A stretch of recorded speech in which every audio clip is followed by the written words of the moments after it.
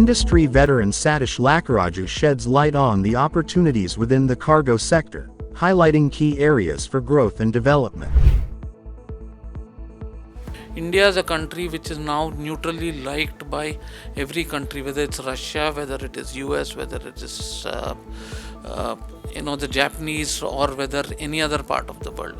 So I think seizing this opportunity, the best thing that the Indian trade and exporters and importers should capitalize, one is on the e-commerce opportunity, because that still seems to be the biggest opportunity in terms of what we can do.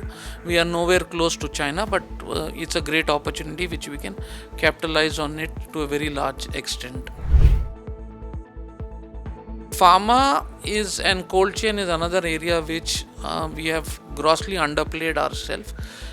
India has all the packaging companies currently operating in India except a few, but the manufacturing of pharma happens here, and ideally it is more economical for companies who want to export from India and also for countries which want to import, because the US FDA approvals are in place for most of the companies, and outside US, India has the largest US FDA approved organization. So I think it's a massive plus point. Largest opportunity is the transshipment opportunity, because the transshipment has been happening from our neighboring countries or countries like Hong Kong, Singapore, and the Middle East countries. But I think now we've got the largest aircraft orders. We've got Air India merged with Vistara. We've got Indigo having opportunity of running their freighters. We've got many more opportunities, and India can play a critical role with the tier 2 airports really growing. So I would look at the transshipment. If the government looks at it seriously and can help fighting those issues of security and other aspects, and given that the garment industry also has a great opportunity to capitalize on it.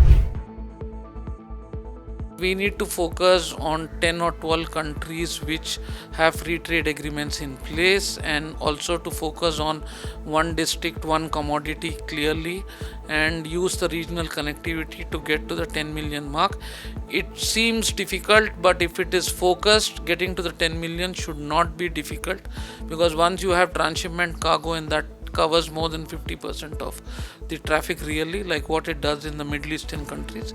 To get to the 10 million, a lot of effort has to happen from all the sources.